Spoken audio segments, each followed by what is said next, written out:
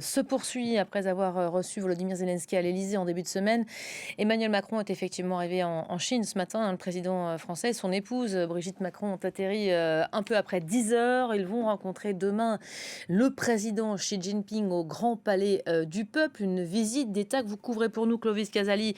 Bonjour, c'est le quatrième déplacement du genre à Pékin du président. Une visite sur fond de contentieux croissant. On évoquait l'Ukraine. Ça en fait partie. Il y a aussi le déséquilibre commercial, hein.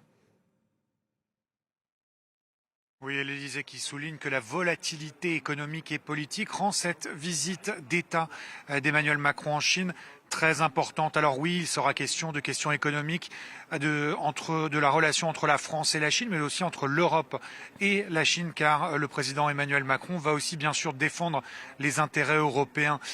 Il souligne, Emmanuel Macron, que les Français, par exemple, ne doivent pas être simplement des consommateurs de produits chinois, mais aussi des producteurs et des partenaires de la Chine.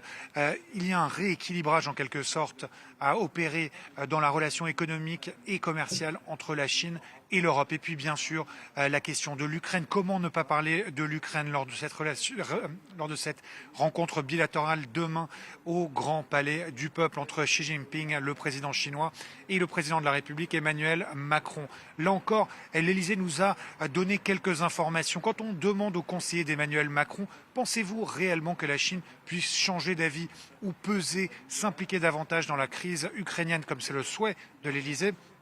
Eh bien, les conseillers d'Emmanuel Macron nous disent: nous n'avons pas la naïveté de penser que la Chine adoptera les mêmes positions européennes, mais on sait, Pékin ne cesse de répéter qu'il souhaite la paix dans le monde, en tout cas pour augmenter le volume commercial, pour améliorer les situations commerciales de la Chine et d'autres pays.